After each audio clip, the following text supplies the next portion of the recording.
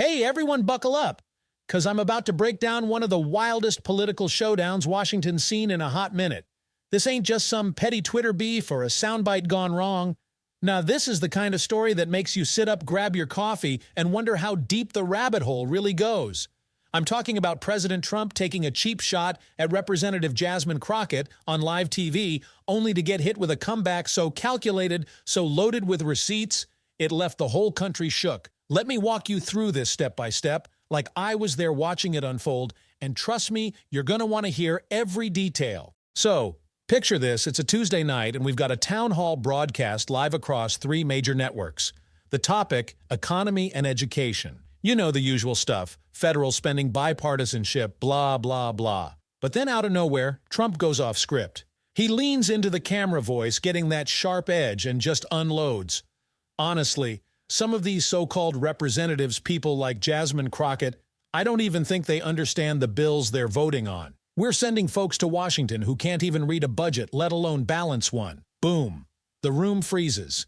The moderator's scrambling to pivot, the audience doesn't know whether to clap or cringe, and online, man, it's like someone slapped the internet across the face. Doesn't matter if you're Team Jasmine or not, that jab felt personal, targeted, cold. Now cut to Jasmine Crockett, chilling in her D.C. apartment, watching this mess unfold on her tablet. She's got 2 staffers with her sitting at the dining table, and when that line drops, nobody says a word. She doesn't flip out, doesn't grab her phone to rant, doesn't even blink. She just pauses, the stream rewinds, and watches it again. Then she gets up, smooths her t-shirt, and says real calm, "Okay." He wants to go there. Her staffers, Amelia and Noah, are looking at each other like, go where? But Jasmine, she's already moving. She walks over to a locked cabinet, pulls out a key, and opens a drawer stuffed with folders. Dozens of them color-coded, labeled with dates and places: Flint, Dayton, El Paso. These ain't just random papers. These are stories, evidence, stuff the public hasn't even sniffed yet. Noah, her junior policy guy, asks, "What are those?" Jasmine just smirks and says one-word: receipts. While the networks are replaying Trump's soundbite on loop and pundits are arguing if it's just him being him or some calculated debate prep, the internet's going nuts. Twitter's blowing up with #Jasmine Crockett trending in an hour flat. Memes are flying, clips of her tearing into opponents in congressional hearings are everywhere, and folks are digging up her law school creds and her work for underserved communities way before she stepped into politics. One tweet nails it. You don't question Crockett's intelligence unless you're ready for a lesson. But while everyone's out here typing hot takes, Jasmine ain't playing that game. She's not online arguing. She's scanning old field reports, typing notes, and calling up trusted reporters, folks who deal in facts, not clickbait. At 1 a.m., she drops a single tweet tomorrow morning, 8:30 Capitol Steps. Press only. No hashtags, no emojis, just that. 2 reporters from the Des Moines Register, Reed Langford and his buddy, catch it over late-night coffee and know something's up. Reed texts his editor something's brewing. "Cancel my 10 a.m. We might have a story by sunrise."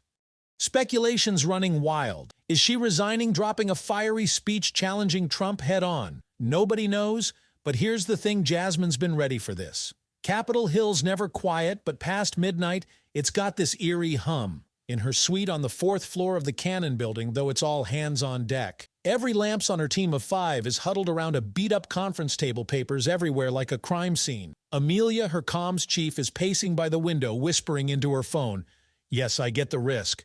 No, we're not confirming anything yet."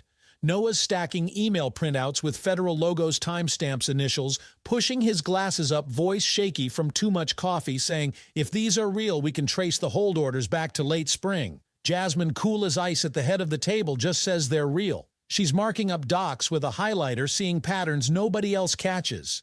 This ain't her first rodeo. She's been mediating disputes since she was a kid, defending clients who had nothing left to lose. A TV jab from the president. She can handle that. Beside her, Marcus Marr, for short, a veteran aide, flips through a faded notebook from his organizer days in Detroit. "You always said the numbers didn't add up," he mutters. "Turns out you were right." Jasmine flips a page in her binder. It's bigger than numbers now, it's motive. A courier knocks, drops off 2 sealed envelopes, and she slides them into a folder without a word. Noah's eyeing them like they might explode. "Is that—" "Confirmation," Jasmine says. "And corroboration." Inside 3 affidavits from procurement officers at Shud Housing and Urban Development, matching emails, Noah flagged. Orders to delay grants for public housing in blue-leaning districts from the last election. Amelia reads the first paragraph and just sinks into a chair. They put it in writing. Jasmine nods. They did, which means tomorrow ain't about me defending my smarts. It's about asking why the executive branch is gambling with people's homes. It's past 2 a.m. now. They're running on Red Bull and grit. Noah's on his laptop noting local papers in Dayton and Peoria already covering Trump's jab. If we leak data by breakfast, they'll run it. Hold off, Jasmine says firm. No leaks. We do this once we do it right. Amelia's worried about losing the early narrative, but Jasmine shuts that down. We'll own the narrative when we show evidence. She tells Mar to call Rep. Louise Brennan in Phoenix, who saw similar delays last year. If she verifies we asked for data weeks ago, it kills any claim we're making this up for revenge. Mar's on it. In the corner, junior intern Riley's mapping a timeline on a whiteboard. March aid freeze hints. April complaints spike. May internal emails start. June silence from the Office of Management and Budget. July Trump's town hall dig. Riley steps back. When people see this, it's like a manual on political payback. Jasmine caps her highlighter, and that's what scares them. Not my IQ, but the fact I noticed. The room goes quiet. A siren wails outside ambulance, or cop, who knows. But inside the silence feels like progress. Jasmine looks at her team. We've got 6 hours. Finalize the packets digital on thumb drives printed for the press. No one tweets another word. She checks her phone. 2:17 a.m. read from the Des Moines Register texts. Heard you're speaking. Confirm content. She replies, you'll see at 8:30, then powers off. Noah rubs his eyes. What about breakfast? Riley volunteers for an all-night deli run near Union Station. Egg sandwiches, extra coffee. Jasmine cracks her first smile all night. Make mine black, no sugar. Riley bolts, leaving the door ajar. Hallway lights flickering over forgotten docs. Jasmine glances at them, then at her crew. Remember, tomorrow ain't revenge. It's accountability. Amelia exhales. Then let's hold 'em to it. While the world sleeps, every paper in that room's about to redraw the political map. By 8 a.m., the press is buzzing outside the Capitol, cameras clicking boom mics, jostling reporters, adjusting ties in the sharp DC sun. Nobody knows what Jasmine's got, but they know it ain't small. She hasn't leaked a word since that tweet. No staffers talked, no aides dropped hints. The silence, it's a statement. And it's why everyone's here. CNN, MSNBC, Des Moines Register, Sacramento Bee, even a freelance crew from Tulsa who drove all night. At 8:29, the Capitol side door opens. Jasmine steps out in a powder blue pantsuit, hair pinned tight. No notes, no podium, just a folding table, with 2 stacks of folders and a USB drive in a plastic bag. She pauses for a beat, then speaks into the mic cluster, calm as hell. I wasn't planning on speaking to the country this morning.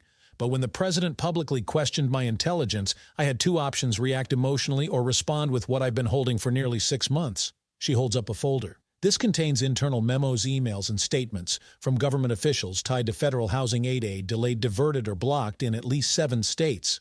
All with one thing in common: voters who didn't back Trump last election. The crowd ripples. Pens scratch. Cameras zoom. She keeps going, voice steady.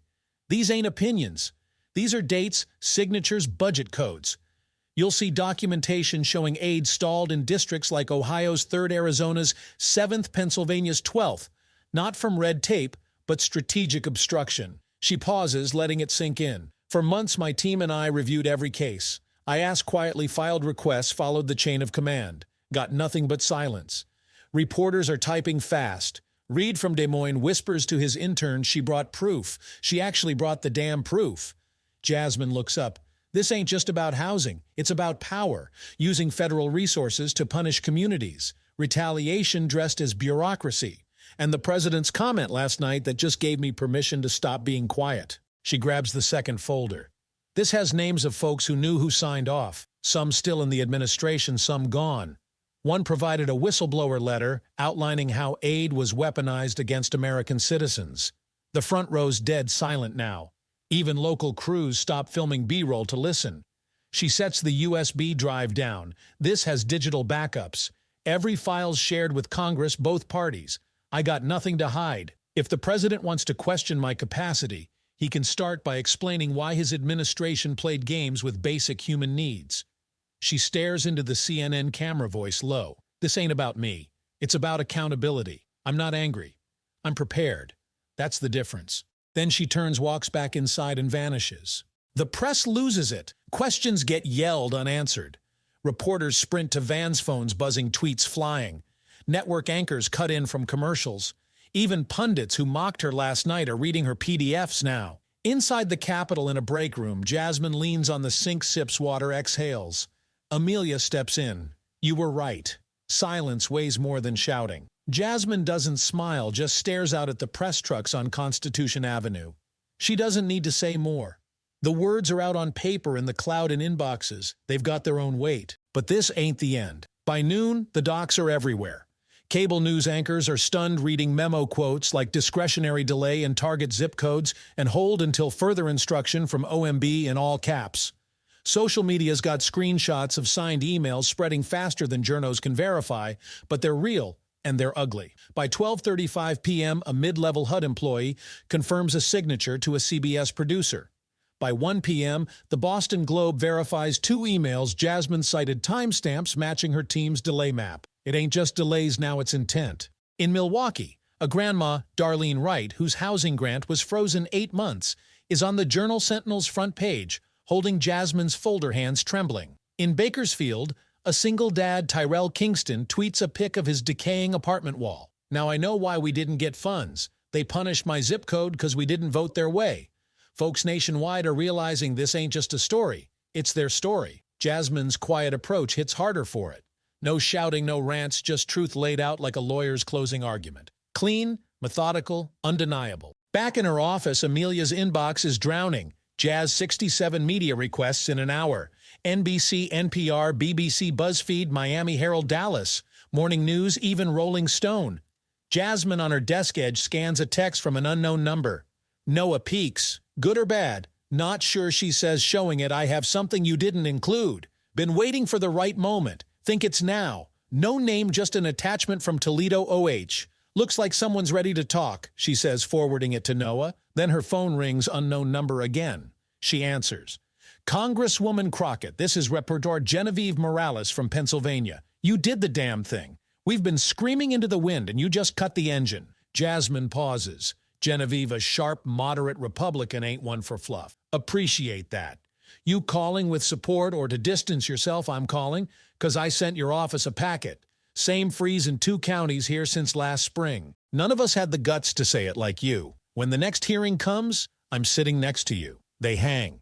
Jasmine lets herself smile, small but real. Trust is rare in politics, but she knows when someone means it. Meanwhile, across the Capitol, reporters swarm a White House staffer, bolting to an SUV. No comment, no statements, just shoes clattering and barked orders. The administration ain't denied squat, they ain't even responded. In Toledo, the anonymous contact drops a name resume and a 3-page memo confirming Jasmine's worst fear aid wasn't just delayed, some was rerouted to areas that didn't even apply. Funds reassigned, budgets edited, no public justification. Amelia looks up. This changes the scope. Jasmine nods. It changes the intent, and that changes everything. But before anyone can digest it, the pushback hits loud, aggressive, desperate. By 3:15 p.m., a White House press briefing slapped together. Press Secretary Douglas Van Stern, looking pissed, steps up. Let me be clear, these accusations from Reporter Crockett are unfounded and politically motivated. The documents haven't been authenticated by any legitimate oversight body. This is a desperate smear on the president in an election year. But he never says they're fake. Reporters pounce. Can you confirm the emails are fabricated? Van dodges. I said unauthenticated. Another, but not false. He shifts. We'll review and respond in due time. He bolts minutes later, no questions taken. Online, that briefing's its own story. Hashtags explode, hash unauthenticated, enough hash Crockett was right, hash receipts don't lie. This ain't just red versus blue. Voters who never knew Jasmine are quoting her verbatim. Independents in Ohio, Arizona, Wisconsin are tuned in. Polls show her name recognition doubled in 24 hours. Conservative talk shows spin hard. She's playing hero with fake docs, but it flops. By 6 p.m., 2 Republican city council members in Michigan confirm on live TV their grant requests vanished in 2023. One, Arnold Draper from Bay City, says we followed every step we're told to wait, then funds disappeared. Now we see those delays in her report. You don't gotta like her to know she ain't lying. Behind closed doors, it's cracking the Capitol. A private GOP meeting's tense. Some admit delays happened, won't say why. Others dodge. Trump's silent, and the longer it drags, the more Jasmine owns the narrative. In the Democratic caucus room, Rapier Nate Hollings from Oregon leans in. This might be the crack in the wall. Jasmine shrugs. They'll try to hold together. But if we prove intent, it's not a crack, it's a breach.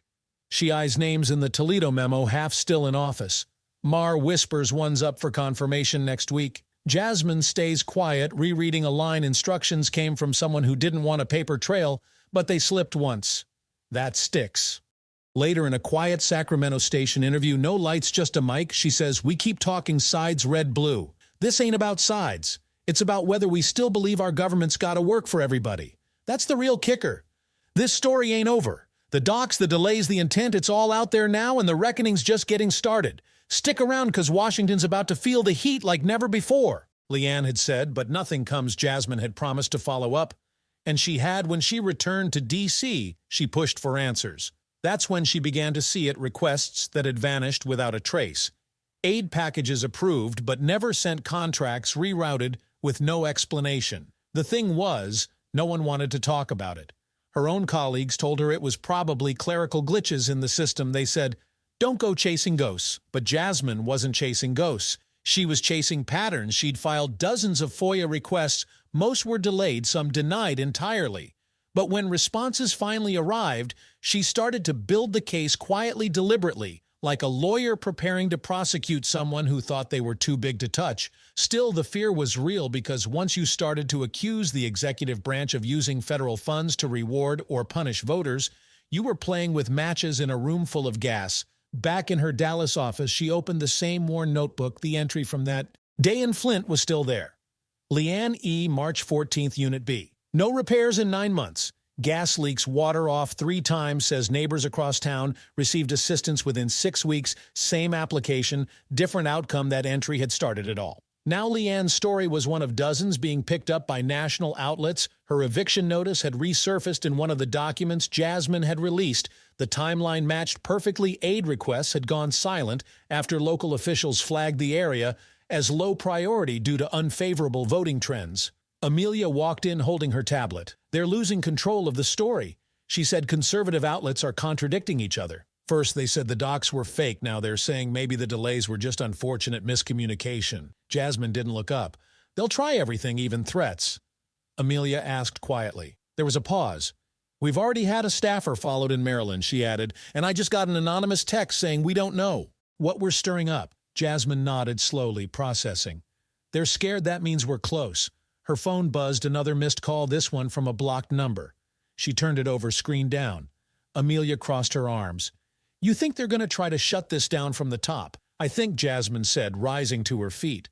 "They're hoping I'll flinch, that I'll decide it's not worth it." She stepped to the window, looked out across the street. Protesters were gathering, some holding signs with her name, others with slogans like, "Where's the aid?" and "We remember Flint." She sighed. "I didn't come here to be liked," she said. "I came here because somebody needed to make noise when the quiet got too comfortable."